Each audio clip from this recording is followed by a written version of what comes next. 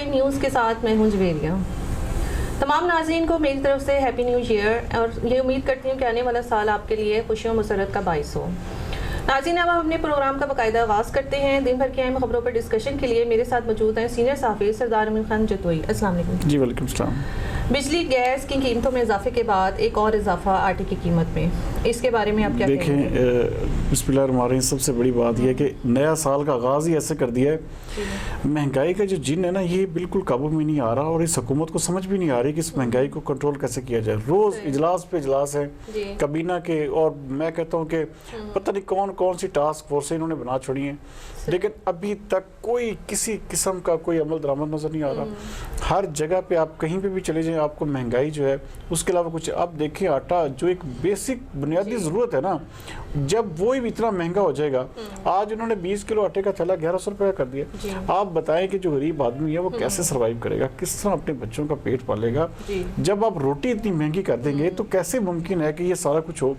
तो मेरे ख्याल में हुकूमत ने ये बिल्कुल, देखे ना, आज के दिन में इन्होंने पेट्रोल में इजाफा कर दिया, डीजल में इजाफा कर दिया, मिट्टी के तेल में इजाफा कर दिया। इजाफा है। आप कहीं देखें, मुल्क में ऐसे नहीं होता। कम से कम आप गरीबों को, आवाम को जो है ना, वो रिलीफ फराहम करते हैं। ऐसा नहीं होता कि आप हर चीज़ की कीमतें बढ़ा दें। ये बहुत अलार्मिंग सिचुएशन है जो है यहाँ पे मुल्क में। इससे शदीद किस्म का जो है ना बेचैनी पाई जा रही है और इन चीज़ों को, महंगाई को कंट्रोल करना पड़ेगा, वरना इमरान खान साहब के लिए बहुत सारी मुश्किलात हैं और आने वाले दिनों में उनको इसको बड़ा सफ़र भी करेंगे और फेस भी करना पड़ेगा। और ऐसे खानदान जो कि सिर्फ आटे की वजह से, जी आप देखें ना, ये सबसे बड़ी बात। जी बिल्कुल, आटा देखिए, रोटी जब तक घर में तो फास्ट फूड भी खा लेते हैं। हाँ बिल्कुल, आप देखें ना, सबसे बड़ी बात है कि गरीब आदमी रोटी के अलावा क्या खाता है, और रोटी ही आप महंगी कर दें, आप आटा ही महंगा कर दें, तो क्या, कैसे गरीब आदमी। अब एक जिस बंदे के घर के अफराद हैं, वो आप देखें ना, 1 मन 2 मन आटा कैसे, किस तरह वो बर्दाश्त करेंगे। ये बहुत बड़ी, जिसे कहते हैं, अलार्मिंग सिचुएशन है।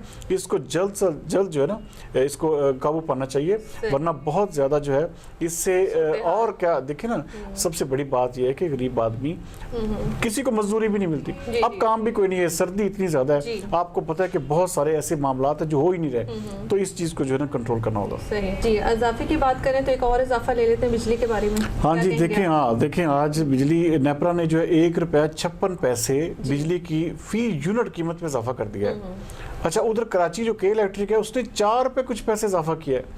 अब क्या करेंगे, किस तरह लोगों को ये मारने का प्लान है, क्या किस तरह आप कर रहे हैं। ये ऐसे नहीं होता कि आप आए दिन आए रोज जो आपके मन में आए आप कीमतें बढ़ाते जाएं और फी यूनिट। अब देखिए, बिजली सर्दी का मौसम है, बिजली की कंजम्पशन वैसे ही कम है, और ऊपर से आपने फ्यूल एडजस्टमेंट की मद में इतने टैक्सेस लगा दिए, इतना बिलों में बेपनाह इजाफा कर दिया। तो ये सारी सूरत हाल जो है, ये इमरान खान हुकूमत के लिए अच्छी नहीं है। इस पे हर सूरत में इसी के ऊपर फोकस करना पड़ेगा, महंगाई को कंट्रोल करना पड़ेगा, वरना ये बहुत मुश्किल हो जाएगा। तनख्वाहें बढ़ा दें। जी, तनख्वाहें देखें, अब वही है ना, बात है ना कि हुकूमत के पास पैसे नहीं है, हुकूमत गरीब है जी। तो भाई अगर गरीब, तो फिर कम अज कम ये भी तो सोचे ना कि आया ये कीमतें अवाम कैसे बर्दाश्त करेगी इतनी। जी बिल्कुल, वही ना। तो ऐसे मामला में फिर करप्शन जन्म लेती है। जब आप गुर्बत इतनी ज्यादा हो जाए, महंगाई का इस तरह जिन बेकाबू हो जाए, तो फिर क्या होता है, फिर करप्शन होती है। तो करप्शन को रोकने के लिए महंगाई को हर सूरत में कंट्रोल करना होगा। सही। वफाकी काबीना का आज हंगामी इजलास हुआ। हाँ जी, आज वफाकी काबीना का हंगामी इजलास हुआ, जिसमें बेसिकली मकसद उसका ये था कि आर्मी जो तरमीमी एक्ट है, बिल जो है, उसका मसौदा जो है मंजूर कर लिया गया है, जिसको ये जो कौमी असम्बली का इजलास जुमे वाले दिन जो है उसके सेशन में पेश किया जाएगा। बेसिकली मकसद ये है कि आर्मी चीफ की जो तैनाती के हवाले से जो पिछले दिनों में ये सारी बातें जो चल रही थी, उसका जो कानून है उसको कौमी असम्बली से पास करवाया जाए। बेसिकली उसका मकसद यही था। तो इस हवाले से आज ड्यूटीज़ भी लग गई हैं। हंगामी इजलास इसी हवाले से ही था। बेसिकली उसका मकसद यही था कि चीफ ऑफ आर्मी स्टाफ की जो तैनाती का या जो उनकी तकर्री का मामला है, उसको जो है लीगलाइज किया जाए। जिस तरह के सुप्रीम कोर्ट ने कहा था कि कौमी असम्बली से बिल पास करवाएं, और फिर इस हवाले से कमेटियाँ भी तश्कील दे दी गई हैं जो कि अपोजिशन से मुज़ाकरात करेंगी, और इस हवाले से अगला जो लाहे अमल है जुमे तक जो है इस हवाले से वाज़ेह हो जाएगा। बाकी उसमें बल्कि हाँ, जो उसमें हंगामी में उसमें ये देखे ना, ये भी वहाँ पे डिस्कशन हुई कि कीमतों के हवाले से और ये जो महंगाई के हवाले से देखें, इजलास ना करें, कम अज कम इस पे इम्प्लीमेंटेशन करें, इस पे ऐसी कोई टास्क फोर्स बनाएं, ऐसा सिस्टम बनाएं कि महंगाई जो है वो कंट्रोल हो, और ये आटा, दालें, चावल, चीनी, ये जो रोजमर्रा की जरूरियात है, इनकी कमी लाजमी है। जी बिल्कुल, ये चीज होनी चाहिए, वरना देखिए हम बतौर मुआशरा जो है हम करप्शन की तरफ चले जा रहे हैं। सही। इस्लामाबाद हाई कोर्ट नैब तरमीमी ऑर्डिनेंस पर जी उन्होंने आज वजाहत देखा, उन्होंने कहा हमें मुतमिन करें। आज देखिए वहाँ पे केस हुआ है, अकरम दुरानी, आपको पता है कि जो जमीयत उलमा इस्लाम के जो है ना रहनुमा हैं और कन्वीनर कमेटी के भी मेंबर रहनुमा हैं, जो अपोजिशन की जो रहबर कमेटी है उसके भी चेयरमैन है। तो आज उनके जमानत का केस था, तो उन्होंने कहा जी कि नैब का जो तरमीमी ऑर्डिनेंस है आपने पेश किया था, उसके मुताबिक आपने जो जिस अफसर ने वो कागज जो उसका बिल के जो पास जो अथॉरिटी है मेन, उसको आपने छोड़ दिया, उसको अब आप नैब तरमीमी ऑर्डिनेंस के तहत हाथ नहीं लगा सकते, गिरफ्तार नहीं कर सकते। तो आप एक अवामी नुमाइंदे को कैसे गिरफ्तार करेंगे?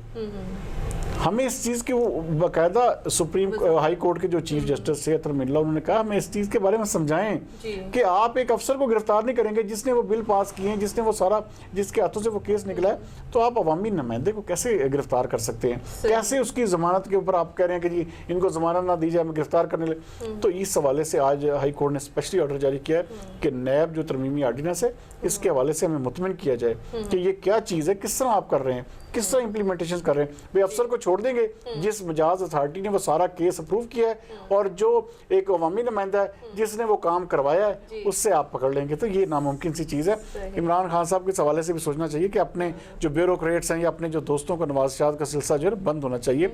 अगर पकड़ना है तो फिर सबको पकड़ें या फिर सबको छोड़ें। सही। फवाद चौधरी कहते हैं कि हुकूमत से बहुत सारे मामलात में गलतियाँ हुई हैं। गलतियां जी, अच्छा काम तो हुकूमत से माशाल्लाह हुआ ही नहीं पूरे 1.5 साल के अंदर।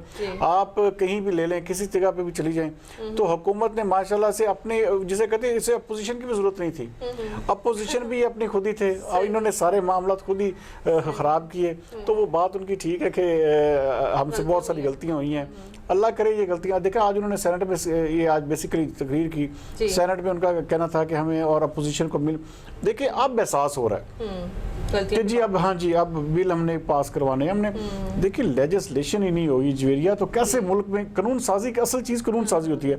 तो जब तक कानून साजी नहीं होगी तब तक मामला कैसे चलेंगे, और अपोजिशन को आप अपने साथ नहीं मिलाएंगे तो आप कैसे कानून साजी कर सकेंगे? तो ये सारी चीज़ें जो है, कहते हैं देर आयत दुरुस्त आयत, अगर अब भी एहसास हो जाए, हम भी यही चाहते हैं कि किसी तरह से ये हुकूमत डिलीवर करे, काम करे, आम आदमी को रिलीफ फ्राहम करे। तो हमारी इस हुकूमत पे तनकीद हमारा मकसद नहीं है, हमारा मकसद सिर्फ ये है कि किसी तरह से भी इस हुकूमत को अवाम के फलाह के कामों में आगे होना चाहिए, ना कि आप देखें ना ये इनके जो करप्शन और ये जो इनका जो एहतसाब के नारे से हवा निकल चुकी है, ये गुब्बारा बीच चौराहे में फट चुका है, कोई एहतसाब नहीं है, कोई कुछ नहीं है, सब एक कहानी, एक टोपी ड्रामा है, सिर्फ जस्ट अपोजिशन को राम करने के लिए, अपोजिशन को दबाने के लिए। इसके अलावा अपोजिशन, ये एहतसाब नाम के कोई चक्कर हमारे मुल्क में नहीं है। और ये करप्शन का एक ड्रामा जो है ना, ये शुरू किया हुआ था जो इमरान खान साहब, इसको अब बंद हो जाना चाहिए। सही। सर्दी की शिद्दत में इजाफे के पेश नज़र हुकूमत को स्कूल की छुट्टियों में मजीद इजाफा करना जी बिल्कुल करना चाहिए, बिल्कुल इस हवाले से देखिए मौसम बहुत, जी बिल्कुल सेहत, जी सेहत के मामलात, इस तरह बच्चे जो है ना, इनको आप देखिए, इनके हवाले से आप कोई भी सेक्रीफाई नहीं कर सकते, इस चीज़ों को आपको देखना पड़ेगा। हुकूमत को इस हवाले से सीरियसली सोचना, क्योंकि देखिए अब आज 1 तारीख गुजर गई, कल 2 तारीख है, तो मौसम आगे जो इसकी प्रेडिक्शंस आ रही हैं वो मजीद सर्द हो रहा है। अभी बर्फबारी जो है ना, आप देखें लाहौर में 17 साल सर्दी का रिकॉर्ड टूट गया। अब बहुत सारे शहर ऐसे हैं जहाँ पे कभी इतनी सर्दी नहीं पड़ी जिस तरह अब आप गिलगित, स्कर्दू, मैं कहता हूँ कि -20 से भी ऊपर जा चुका है, तो दरिया जो है जम चुके हैं। तो इसलिए जो है ना स्कूलों में छुट्टियां, ये एक लाजमी चीज़ है, इसको हुकूमत को जो है ना, पंजाब हुकूमत को खास तौर पे अनाउंस कर देना चाहिए। अब तो सीजन में बहुत ज़्यादा सर्दी पड़ रही है, कराची में इस वक्त जो है ना 4था दिन है आज, और सर्दी की शिद्दत जो है ना उसमें इजाफा बढ़ते ही जा रहा है। तो इस हवाले से जो है ना हुकूमत को चाहिए कि अगले दिनों में छुट्टी जो है कम से कम 15 जनवरी तक बच्चों की जो छुट्टियां हैं उसमें इजाफा ज़रूर करना चाहिए। सही। PSL 2020 के शेड्यूल का ऐलान कर दिया। जी, शेड्यूल का आज ऐलान हो गया। उसमें यह है कि पूरे के पूरे जो तमाम मैचेस हैं वो पाकिस्तान में खेले जाएंगे और तकरीबन 450 खिलाड़ी हैं इंटरनेशनल जिन्होंने इसकी रजिस्ट्रेशन भी करवा ली है। और पाकिस्तान के देखें ना, बदकिस्मती है फैसलाबाद की कि इस दफ़ा फैसलाबाद को कोई भी मैच नहीं मिल सका। ये सबसे बड़ी जिसे कहते हैं, हालांकि फैसलाबाद में आपको पता है बहुत रश होता है, आवाम जो है बहुत शौकीन है इस हवाले से कि स्टेडियम में खचाखच भरे होते हैं। तो ये बड़ी ज्यादती की है PCB ने। लेकिन ये है कि लाहौर, कराची, इस्लामाबाद और रावलपिंडी और मुल्तान, इन 4 शहरों में तकरीबन 34 मैचेस खेले जाएंगे और ये टूर्नामेंट 20 फरवरी से शुरू होगा, 22 मार्च तक जारी रहेगा। तो ये एक अच्छा टूर्नामेंट है और उम्मीद करते हैं कि पाकिस्तानी जो है ना इस टूर्नामेंट को एंजॉय भी करेंगे और PCB भी इस हवाले से अच्छे इंतजाम करेगा। क्योंकि असल चीज़ ये है कि आवाम को जो है ना तफरीह के मौके मुयसर आने चाहिए। हमारे मुल्क में देखें ना, हम हर वक्त टेंस, हर वक्त महंगाई के रोने, हर वक्त इस तरह के मामलात में उलझे रहते हैं। तो ऐसे खेल और ऐसी जो शोबिस की सरगर्मियां हैं उनको होना चाहिए ताकि जो एक बेहतर और सेहतमंद मुआशरा उससे जन्म लेता है। सही, बहुत शुक्रिया नाज़रीन। ये थी दिन भर की अहम खबरों पर डिस्कशन। कल तक के लिए इजाज़त दीजिए। पाकिस्तान जिंदाबाद।